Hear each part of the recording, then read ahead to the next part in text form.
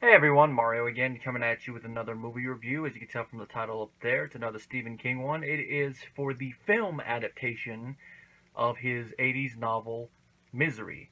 Like another classic Stephen King adaptation, this one was directed by Rob Reiner, known for films like When Harry Met Sally, and of course for his acting in a certain 70s classic TV show. This, of course, is Misery, one of the best Stephen King adaptations, in my opinion, and in a lot of people's opinion. And as of 2017, the only adaptation of his work to win an Academy Award, which is kind of sad on one regard, because there's certain aspects of some of his other films that should have at least been nominated, if not outright win. But that's a subject for another day. But for this film, the category it won, well deserved. But I will get to that in due time. The film was made for 20 million and it made about 61.3 million in 90s money. That'd be the equivalent of being made for 37.5 million and making 115 million today. So it made back its budget. It was a moderate hit. Like I mentioned, it was directed by Rob Reiner, and in preparation for this film, he actually studied Hitchcock, to figure out how exactly he's going to direct a thriller. If you're going to study any one director in order to get down this genre, who better to pick than the master of suspense? And apparently on the set, a couple times, James Caan would overhear Rob Reiner musing to himself, like, who do I think I am, Alfred Hitchcock? I guess because of how he was setting up the camera in certain scenes. And watching the film again, I can see a little bit of the Hitchcockian influence on Reiner's directing style, like how he has the camera placed, how he got the certain feelings out of the actors, and of course, like Hitch, inserting a little bit of humor, not so much dark humor, except in a couple spots, like the flip off through the window, and they're like, "Oh, you kidder," but it's mainly in the form of the sheriff and his wife. But it's a nice little humor thing. Shows that you can put some little small things in a relationship that's lasted a while, and it can still work. The screenplay was written by William Goldman, who is best known for his novel, The Princess Bride, and the adaptation, As You Wish, which, as I record this, its anniversary's coming up, so expect a theater experience of that one day down the road. He also is known for writing the screenplay for another classic film, Butch Cassidy and the Sundance Kid, which, I know I'm probably going to get slapped for this, but I have not watched it. See, there's a slap for those of you who are going to yep, haven't watched it. I know the ending shot, them running out to go chase the military or go out guns blazing and then it quits. Of course, it's also the movie that a famous song comes from. Raindrops keep falling on my head. Yep, that song is from that movie. One of my coworkers did not believe me. His work was slightly rewritten by Rob Reiner and another screenwriter before filming, but since it seems he's credited Goldman, I guess they only changed certain things, one of which being the hobbling scene. In the novel, it was done with an axe. In the movie, it's done with a hammer, which is debatably worse. It depends on what you think is going to hurt more. I'd say the hammer probably hurts more in the long run, because with the axe, you get your foot removed and then it's cauterized and there's pain there, but then it's going to fade. Whereas with the foot, every time you move while it's healing, you'll be like, "Ugh!" And of course, it just adds to the broken legs. Now, Goldman was opposed to this until he saw the final film. Then he's like, as any screenwriter probably would. I mean, just look at Dan O'Bannon.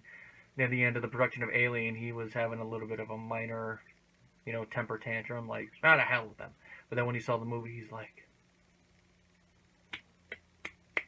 Barry Sonnenfeld was the cinematographer on the film, and in combination with Reiner's directing, he does an excellent job. He positions the camera right, gets excellent photography in all the shots, and adds to the tension within the film, when of course combined with the composer, but I'm jumping a little bit ahead there. Other films he did were When Harry Met Sally, so working with Reiner already, Raising Arizona, and he also stepped into the director's chair a couple times, because he directed The Addams Family and its sequel, and he also directed the Men in Black trilogy, so he has some classics as a cinematographer and a director, so twofer. It's always nice when you can jump from one profession behind the camera to another and you can crank out classics from either spot. And of course, being a cinematographer, when he's a director, he's probably imagining, like, how am I going to shoot this scene as he's reading through the script. Probably making notes like wide shot, close up. At least that's what I would be doing. Mark Scheiman I'm assuming that's the pronunciation. It's Shaiman, or Shaman, either way. He composed the score and he did an excellent job. He added the right amount of tension when combined with what we see on screen, like certain scenes where Paul almost gets caught and we're like, oh no, he's gonna get caught. And then of course the infamous hobbling scene. But what made that scene work is that not only does he have his own music playing there in the background, but he also has an adaptation of Beethoven's Moonlight Sonata. It's very subtle, but I never caught it before. The last couple times I watched it, but this time I caught it, I'm like, that sounds familiar. That sounds like Moonlight Sonata. If it's not Moonlight Sonata, he made the score sound very similar with a mid-tempo to add to the scene. Of course, he also probably selected the song I'll Be Seeing You for the beginning of the end credits, which adds the right amount of a little bit of dark humor, and it adds the light amount of to the very end of the movie because of how that final scene is done. In addition to this film, he composed the scores for When Harry Met Sally, City Slickers, its sequel is also listed, The Addams Family, North, probably the score is one of the few things people praise about that film, Ghosts of Mississippi, and he's also doing some of the musical work for Mary Poppins Returns. I don't know if he's going to be doing the score or the songs, but based on some other stuff I read on his filmography, he's probably doing some of the songs. Because it's a sequel to a musical, there has to at least be a couple songs. I'm not asking for the same amount of songs as the original, but at least a handful. If not an adaptation of one of the previous ones, but that would be lazy if they just shoehorned it in. Now, I've been talking about the behind-the-scenes people, and I've neglected the plot. Well, the plot of the film is that Paul Sheldon is a successful writer. His bread and butter are these Victorian-era novels centered around the character of Misery Chastain. In his last novel that he wrote about her, he killed her off, and it hasn't been published yet, so people don't know. But he's been working on another novel, and as he's leaving, he gets on the road in the middle of a blizzard after having too much to drink, and he ends up crashing. Lucky for him, though, he is pulled from the wreckage by Annie Wilkes, his self-proclaimed biggest fan. Now, as the story goes on, we can see that she's, there's something a little bit off about her, but it's kind of hard to tell what.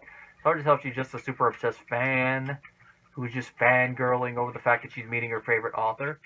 But as time goes on, we see there's more to Miss Wilkes than meets the eye. And she's full-on psychotic. As George Carlin would have said, Miss Wilkes is running on a lean mixture. The cheese fell off her cracker a long time ago.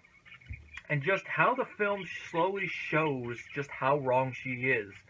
The first scene is after Paul agrees to let her read his newest novel, and she complains about the profanity, which in the novel apparently is a little dig King threw in there about people complaining about the profanity in his novels, and it works in the movie too, because nice little joke there.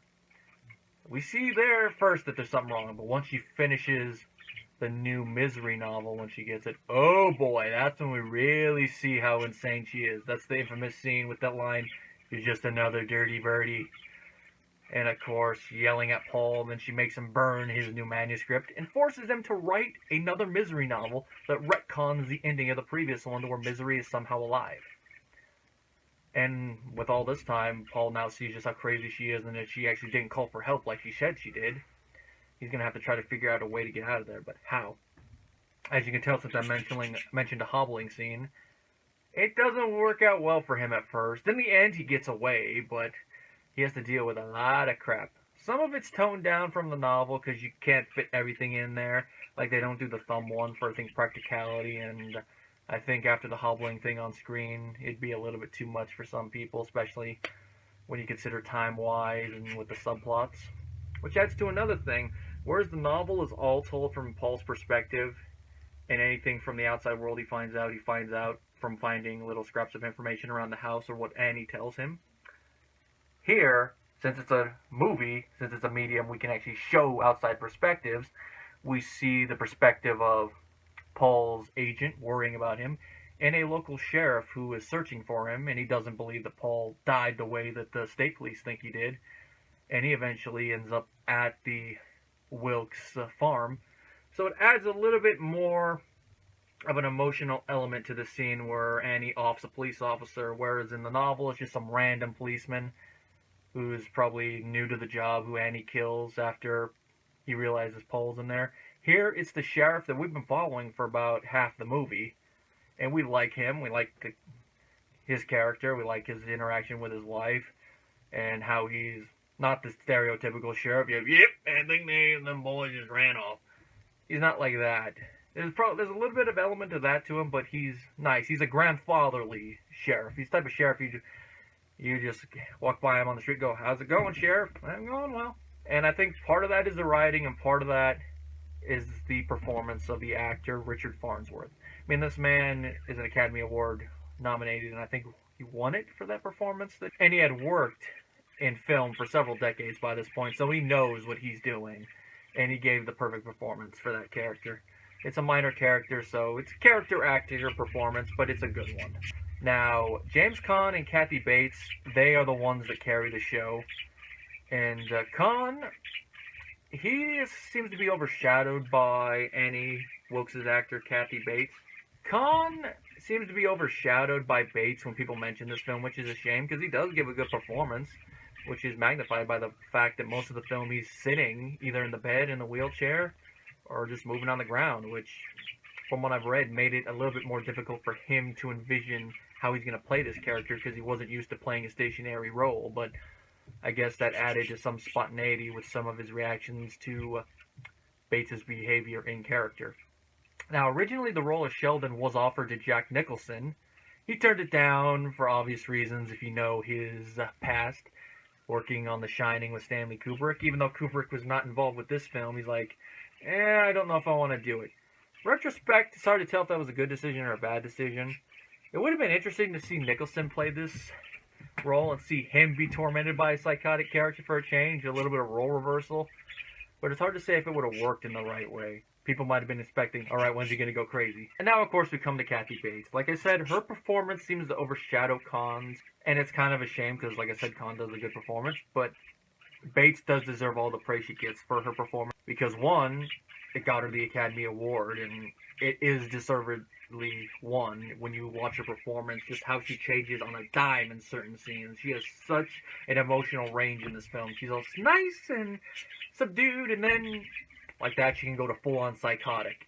Probably the best scene that shows this is the scene near the end of the film, right before the climax, and also the scene with the paper. She just goes like that. She doesn't go full-on psychotic, but she goes up from a 2 to a 6. Like that. And just all this range in her performance, you can see why she won. And to add to it, she was relatively unknown at this point, so you could consider this her breakout performance. So, for probably her great performance, and the fact that this was a breakout is probably the reason she won, but that's just me, hypothesizing that, because, I was a baby, so I obviously wasn't in the room when they were voting. One of the people that turned down the role before Kathy Bates accepted it was Bette Midler, and she later regretted it, so another instance of an actor regretting a decision after the fact. It's always interesting to read these ones, and they're probably like, damn it, I should have taken that role. Now, as I've mentioned a couple other times, probably in my review of the novel, King, after seeing Bates' performance in this movie, wrote the novel Dolores Claiborne specifically with Bates in mind if they were to make a film adaptation of it. And of course, he got his wish because when they made Dolores Claiborne into a film, who plays the title character? Kathy Bates. And the thing I'll say, I haven't revisited the film yet, but from what I remember, I liked her performance in that film more than I did in this one. Now, she's great in this film. Don't get me wrong. Like I said, she deserved the Oscar. But her performance as Dolores Claiborne, a lot more truthful. If you haven't seen the film, watch it and you'll see what I mean. It's a shame that she wasn't even nominated for an Academy Award for that one. And of course, her third King appearance, technically second since I think it was made between the two films, was her cameo as the disc jockey in The Stand. Which in the novel, that character was a male, but when he heard that Bates wanted a role on The Stand, he rewrote the character as a female just so he could work with her again. So King does love working with Kathy Bates. It'd be interesting to see her in another Stephen King adaptation. It just would have to be, what film? Hey, maybe when they do the second part of it, maybe they can get her as Mrs. Kirsch. See her go, we all float down here. All cheery like her Ann Wilkes and her Ann Wilkes voice. We all float down here. In conclusion, like I said, this is one of the best Stephen King adaptations ever. Great acting, great directing and cinematography and music. The pacing as well. It's a little less than 2 hours, so it's not too long. it's paced pretty well. The addition of that one subplot with the medium shift adds a little bit more to the final film. There's even a montage I forgot to mention, which helps with one element, and that is the passage of time, because that's one thing that you can convey a little bit better in a written medium. But in a movie, just do a montage. If you have not seen this movie, this is definitely a Stephen King movie you need to watch, even if you're not really the biggest fan of horror. This is psychological horror, so it's not the same as, some demon coming out and ripping your face off.